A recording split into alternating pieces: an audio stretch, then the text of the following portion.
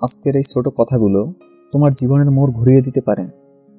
হয়তো তুমি কষ্টে আছো, হয়তো মনে হচ্ছে কিছুই ঠিক হচ্ছে না, কিন্তু তুমি জানো, জীবন বদলাতে হলে প্রতিদিন অন্তত একবার হলেও কিছু কথা নিজেকে মনে করিয়ে দিতে হয়।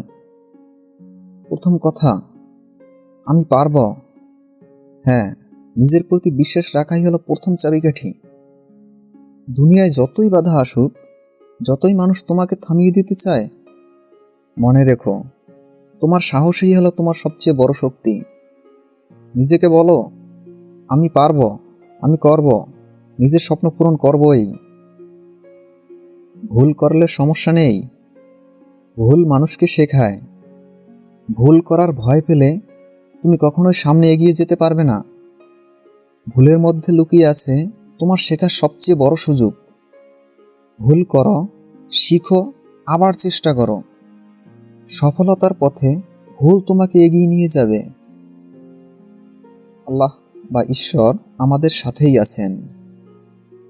কখনো একা মনে হলে, হারিয়ে গেলে, মনে রেখো, তুমি একা নও। একজন অদৃশ্য শক্তি, একজন মহান সত্তা তোমার পাশে রয়েছে প্রতিটি মুহূর্তে। ভরসা রেখো, বিশ্বাস রেখো, প্রার্থনা করো। জীবন আপনাতেই সুন্দর হয়ে উঠবে। আজকের দিনটাই নতুন সুযোগ। গতকাল হয়তো খুব খারাপ কেটেছে, কিন্তু মনে রেখো, আজকের দিনটা একদমই নতুন। নতুন সম্ভাবনা, নতুন আশা, নতুন শুরু। প্রতিদিন সকালে চোখ খুলে নিজেকে বলুন, আজ আমি নতুন করে শুরু করব, আজ আমি আগের চেয়ে এক ধাপ এগিয়ে যাব।